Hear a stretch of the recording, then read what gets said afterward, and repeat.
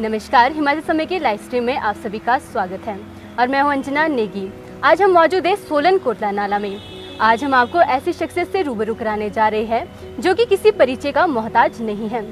जी हाँ, हम बात करने जा रहे हैं समीक्षा कांत जी के बारे में, जो कि ऐसे बच्चों को पढ़ाते आ रहे हैं जिन्हें पढ़ाना समाज में असंभव माना जाता है।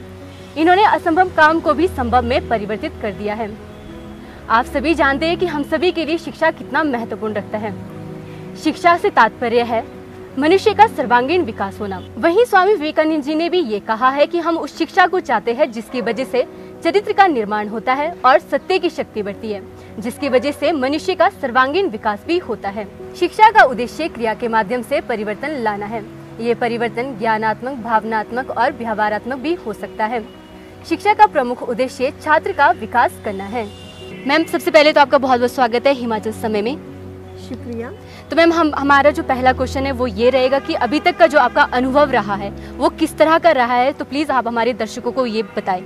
देखिए, अभी तक का मेरा अनुभव काफ़ी अच्छा रहा है, क्योंकि मैं ऐसे बच्चों को पढ़ाती हूँ जैसे कईयों को अल्फ़ाबेट्स भी नहीं आते हैं, बड़ी क्लासेस में हो जाते हैं, कई साल हो जाते हैं उन्हें पढ़ाई करते हुए, पर वो अल्फ़ाबेट्स नहीं समझ पाते हैं। तो ऐसे बच्चों को पढ़ाना एक फ़क्र की बात मैं महसूस करती हूँ, क्योंकि जब बच्चा सीख जाता है तो वो जितना खुश होता है तो इससे ऊपर कुछ भी नहीं है। मैम, इसी के चलते अब हम आपसे दूसरा क्वेश्चन पूछना चाहेंगे कि आपने किससे प्रेरित होकर ये सामाजिक कार्य करना शुरू किया? देखिए, स्कूल में जब हम खुद भी पढ़ते थे तो हमारे टाइम में भी कई ऐसे स्टूडेंट्स होते थे जिन्हें लर्निंग प्रॉब्लम थी और ठीक तरह से पढ़ाई नहीं कर पाते थे। तो उसके बाद जैसे मैंने ट्यूशन्स पढ़ाना स्टार्ट किया, कॉलेज में आई, ट्यूशन पढ़ाना स्टार्ट किया, तो वहाँ पर भी थोड़े से टाइम में मतलब कि काफ़ी बच्चे मेरे पास आना स्टार्ट हो गए थे, और उसका कारण एक ही था कि बच्चों को समझ आ रहा था। और कई ऐसे बच्चे भी थे जो अल्फ़ाबेट्स नहीं आते थे, कई बच्चों को लर्निंग प्रॉब्लम थी, पेरेंट्स को लगता था नहीं बच्चा कर नहीं पाएगा। तो वहीं से ही मुझे लगा कि मैं ऐसे बच्चों को पढ़ा सकती हूँ। और मुझे सभी ये भी कहते थे कि आप चाहे करियर के लिए कोई भी ऑप्शन चूज़ करें, पर आप पढ़ाना कभी मत छोड़िएगा, क्योंकि आप ऐसे बच्चों को रेज़ कर रहे हो जिनको मतलब जो पेरेंट्स के लिए भी एक ये परेशानी की बात है कि हम अपने बच्चे का क्या करें। तो धीरे धीरे बच्चों को पढ़ाती गई, और ऐसे बच्चे जब सीखते गए और उसके बाद वो जैसे थैंकफुल फील करते थे, तो इसी से अभी प्रेरित होकर के आज तक मैं पढ़ाती जा रही हूँ। तो हम हर तरह के बैचेस लेते हैं, पेइंग स्टूडेंट भी आते हैं, बाकी हमने प्री बैचेस भी रखे हैं, जिसमें हम ऐसे बच्चों को भी हम बोलते हैं जो स्कूल छोड़ चुके हैं वो हमारे पास आए, और हम उन बच्चों को पूरी तरह से मोटिवेट करते हैं, कारण जानने की कोशिश करते हैं कि उन्होंने पढ़ाई क्यों छोड़ी है। और अभी तक अनुभव ये रहा है कि जो बच्चे स्कूल छोड़ चुके हैं वो बच्चे भी एग्ज़ाम देते हैं बाद में, क्योंकि हर बच्चा पढ़ना चाहता है। अगर वो स्कूल छोड़ता है तो उसके पीछे कोई ना कोई रीज़न होता है, या उसे लर्निंग प्रॉब्लम होती है या कोई और वजह होती है। कोई भी बच्चा ये नहीं चाहता कि उसके नाम के ऊपर ये स्टैंप लगे कि वो नालायक है। मैम, आपको परेशानी आई हो ऐसे बच्चों को पढ़ाते हुए जो कि आपको पता है कि इतने वीक है पढ़ने में, आपको कभी लगाओ कि नहीं अब मैं इन बच्चों को नहीं पढ़ा सकती हूँ, क्योंकि ये हटके आप काम कर रहे हो, ये रिसर्च वर्क में आता है और हर किसी के बस का ये काम भी नहीं होता है, तो आपको कभी लगाओ कि नहीं ये मेरी बस का है नहीं, तो मुझे छोड़ के कुछ और कर लेना चाहिए? नहीं, मुझे ऐसा कभी भी नहीं लगा कि ये काम मैं नहीं कर सकती हूँ, ये मेरे बस का नहीं है। क्योंकि एक तो बच्चा हमारे पास आ रहा है, मतलब पूरी होप से आता है। जैसे बच्चों को पता भी है कि यहाँ से काफ़ी ऐसे बच्चे पढ़ कर के निकले हैं जिन्हें अल्फ़ाबेट्स भी नहीं आते थे, तो बच्चा एक होप से आता है। तो मेरा तो यही प्रयास होता है कि बच्चे में कमी क्या है और वो वीक पॉइंट मुझे कैच करना होता है। तो पूरा सोचना होता है, जब बच्चा चला भी जाता है तो भी मुझे ध्यान लगाना पड़ता है कि बच्चे क्यों नहीं कर पा रहा है। तो उस पॉइंट को जब हम कैच करते हैं तो धीरे धीरे बच्चे में इम्प्रूवमेंट होती है। तो कोई भी हमारे पास आता है तो कुछ ही दिनों में उनको लगता है, पता चल जाता है कि नहीं, कि बच्चे को भी कॉन्फिडेंस आ जाता है कि नहीं मैं कितना कर सकता हूँ। तो ऑलमोस्ट जो हमारे बैचेस भी होते हैं, प्री बैचेस भी होते हैं, हर तरह के बच्चे होते हैं, तो फीडबैक उनसे यही होता है कि हमने इतना ज़्यादा सीखा है जितना पहले हमने इतने कम अवधि में नहीं सीखा है। मैम, इसी के चलते मैं आपसे पूछना चाहूँगी कि अभी तक की आपकी कितनी उपलब्धियाँ रही है, तो आप प्लीज़ ये भी हमारे दर्शकों को ज़रूर बताएं। देखिए, पहले मैंने पेंटिंग का भी वर्क किया है, तो उस समय मेरी पेंटिंग नेशनल अवार्ड के लिए सिलेक्ट हुई थी। एंड उस टाइम लेकिन मैंने उसके बाद इस फील्ड में कोई काम नहीं किया। स्टेट अवार्ड के लिए भी मुझे कहा गया था एंट्री के लिए, लेकिन मैंने उस टाइम नहीं किया। उसके बाद मैंने जॉब भी की है कुछ टाइम, बाकी सोशल वर्क भी किया है। कारगिल मोहल्ले में हम बच्चों को पढ़ाते थे, स्लम्स एरिया में भी वर्क किया है, आश्रम में काम कर चुकी हूँ। और उसके बाद मतलब कई सालों से मैं लगातार अपने घर पर ही ट्यूशन्स पढ़ा रही हूँ। फ्री बैचेस भी हमारे होते हैं और स्टूडेंट्स भी आते हैं, ट्यूशन्स पढ़ने भी बच्चे आते हैं मेरे पास। मैम, हम ये पूछना चाहेंगे आपने कि आपने शुरुआत कहाँ से करी थी ऐसे बच्चों को पढ़ाने की? देखिए, जब मैं स्कूल कॉलेज में थी मैं ट्यूशन्स उसी टाइम से दे रही थी और उसी टाइम से जैसे बच्चों में इम्प्रूवमेंट होती थी तो पेरेंट्स भी बोलते थे कि आप ट्यूशन का वर्क कभी छोड़िएगा मत। तो वहीं से शुरुआत की थी मैंने पढ़ाने की, बाकी चलता रहा। जैसे मैंने यहाँ पर भी पढ़ाना स्टार्ट किया है तो यहाँ पर जिस तरह से बच्चे आए तो हर बच्चा यही कहता था कि मैम आप कहीं कुछ लगाइए कि पता चले कि ऐसे बच्चों को भी आप पढ़ाते हो। तो उसी से आगे वर्क चलता रहा पढ़ाने का। मैम, कोई ऐसा रेयरेस्ट स्टूडेंट रहा हो कि आपको लगता है कि नहीं इस बच्चों को पढ़ाना बहुत मुश्किल है, और कभी कभार हम बहुत ज़्यादा फेडअप हो जाते हैं, हमें लगता है कि नहीं अब मेरी बस की बात नहीं है, क्योंकि बच्चों का बहुत सारे बच्चे होते हैं और उन सभी बच्चों का जो दिमाग है वो एक जैसा नहीं होता है, कैपेबिलिटी एक जैसी नहीं रहती है। कोई इजीली कैच कर पाता है, किसी को बहुत लेट समझ आता है, किसी को समझ ही नहीं आता है। तो उन बच्चों को समझाना और उस टाइम की जो सिचुएशन है उसको टैकल करना, किस हद तक आपने उसको सिचुएशन को हैंडल किया है? देखिए, कोई भी बच्चा अगर ट्यूशन पढ़ने के लिए आएगा वो तभी आएगा जब उसे पढ़ाई में दिक्कत होगी, और यही एक रीज़न होता है कि वो ट्यूशन्स ढूंढता है।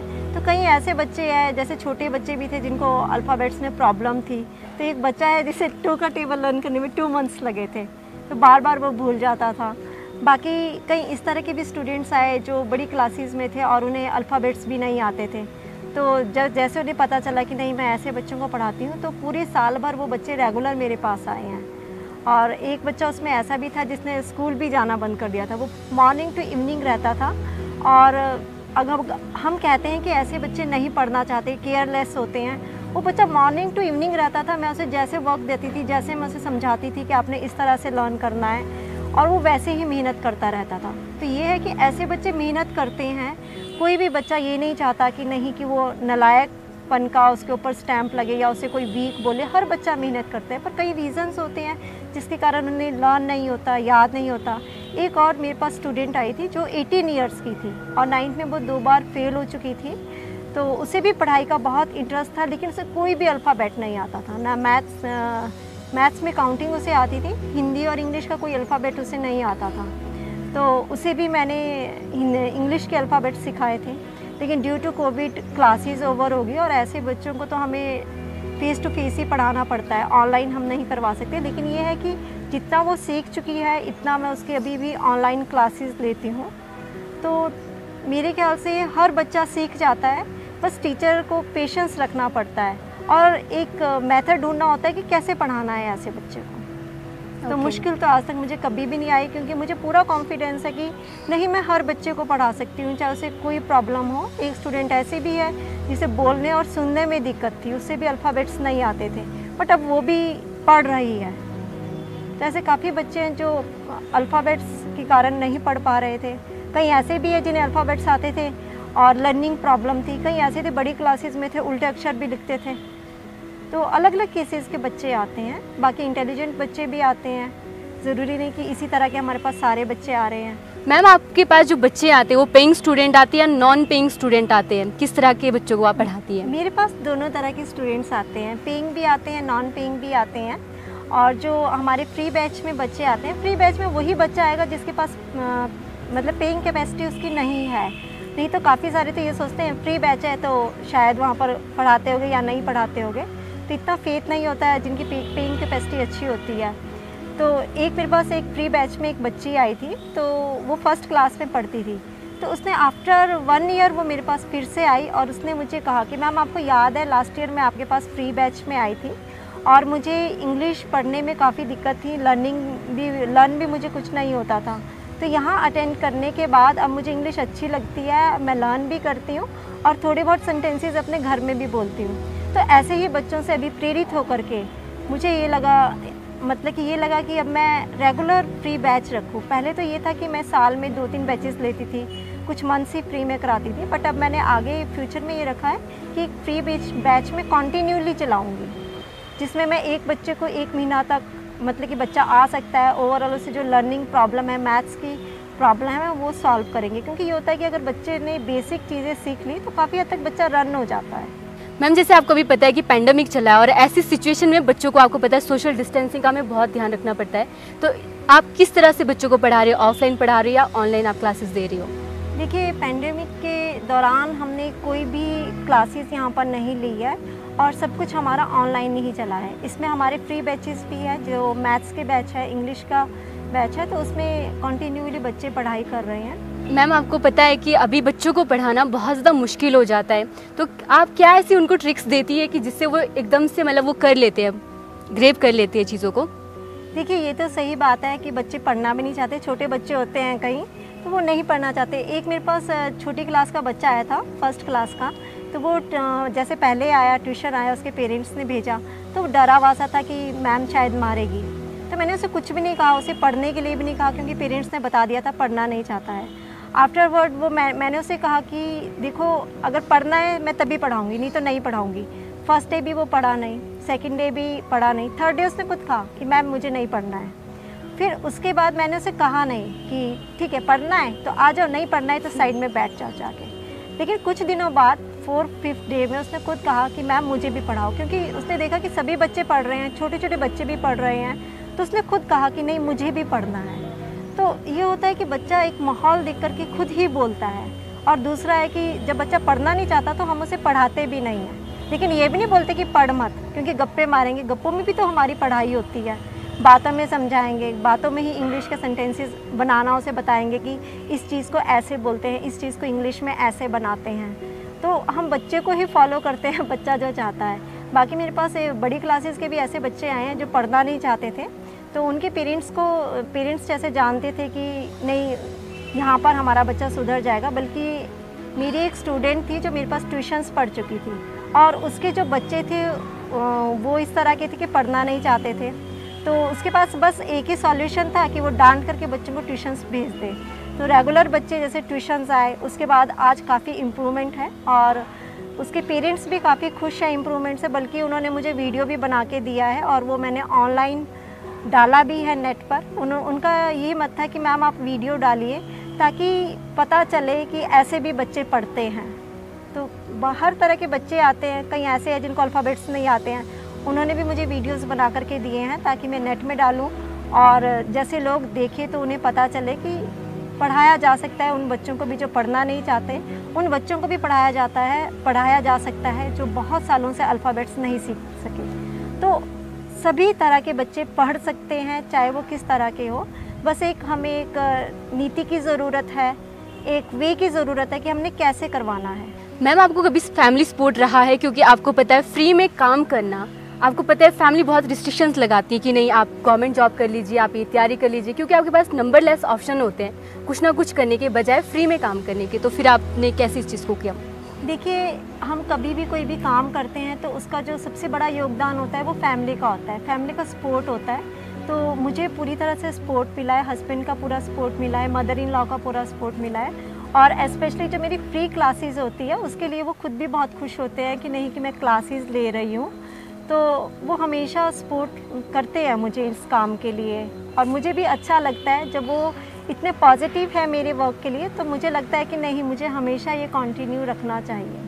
मैम, आप हमारे दर्शकों को क्या संदेश देना चाहते हैं, और ये भी बताएं कि जो बच्चे हैं, जो खास करके जो ज़रूरतमंद बच्चे, वो आपसे किस तरह से जुड़ सकते हैं? देखिए, मैं सबसे पहले यही बात कहना चाहूँगी कि अगर बच्चा पढ़ाई में वीक है तो उसे ये कभी मत बोलिए कि वो वीक है। कोई आप ऐसा टीचर ढूंढिए जो उसे शिक्षित करे, क्योंकि असंभव कुछ भी नहीं होता है, हर बच्चा पढ़ना चाहता है। बाकी कोई भी बच्चा आ सकता है हमारे पास पढ़ने के लिए, हमारे पास फ्री बैचेस भी होते हैं और ट्यूशन्स भी बच्चा पढ़ सकता है, तो वो आ सकते हैं यहाँ पर पढ़ने के लिए। और मैं सभी तरह के बच्चों को पढ़ाती हूँ, सभी क्लासेस पढ़ाती हूँ, स्कूल के बच्चे भी आते हैं, कॉलेज के भी बच्चे आते हैं। तो जिस चीज़ में बच्चे को प्रॉब्लम है, हम पूरा प्रयास करते हैं उन प्रॉब्लम्स को दूर करने का। मैम, बहुत बहुत शुक्रिया हमें अपना महत्वपूर्ण समय देने के लिए। इसी के चलते अब मुझे अंजना नेगी को दीजिए इजाज़त, फिर मिलेंगे एक और नई लाइव स्ट्रीम के साथ। इसी के चलते अब मुझे अंजना नेगी को दीजिए इजाज़त। जय हिंद, जय हिमाचल।